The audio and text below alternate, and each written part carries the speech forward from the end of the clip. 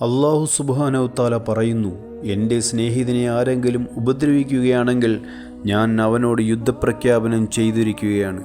ഞാൻ ഫർളാക്കിയിരുന്ന കാര്യത്തേക്കാൾ കൂടുതലായി മറ്റൊരു കാര്യം കൊണ്ടും എന്നോടും അടുപ്പം ഉണ്ടാവുക സാധ്യമല്ല. അതായത് അള്ളാഹുമായി ഏറ്റവും കൂടുതൽ അടുപ്പവും സാമീപ്യവും ഉണ്ടായിത്തീരുന്നത് ഫർളുകൾ നിർവഹിക്കുന്നത് മൂലമാണ്.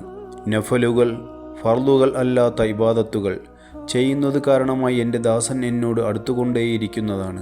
അങ്ങനെ അവനെ ഞാൻ എൻ്റെ സ്നേഹിതനാക്കുന്നതാണ്. പിന്നെ ഞാൻ അവൻ്റെ ചെവിയായിത്തീരുന്നു, അതുകൊണ്ടവൻ കേൾക്കുന്നു. ഞാൻ അവൻ്റെ കണ്ണായിത്തീരുന്നു, അതുകൊണ്ടവൻ കാണുന്നു. ഞാൻ അവൻ്റെ കൈയായിത്തീരുന്നു, അതുകൊണ്ടവൻ പിടിക്കുന്നു. ഞാൻ അവൻ്റെ കാലായിത്തീരുന്നു, അതുകൊണ്ടവൻ നടക്കുന്നു. അവൻ എന്നോട് എന്തെങ്കിലും ചോദിക്കുകയാണെങ്കിൽ ഞാൻ അവനത് കൊടുക്കും. അവൻ ഏതെങ്കിലും വസ്തുവിൽ നിന്ന് എന്നിലേക്ക് അഭയം തേടുകയാണെങ്കിൽ അവന് ഞാൻ അഭയം നൽകും.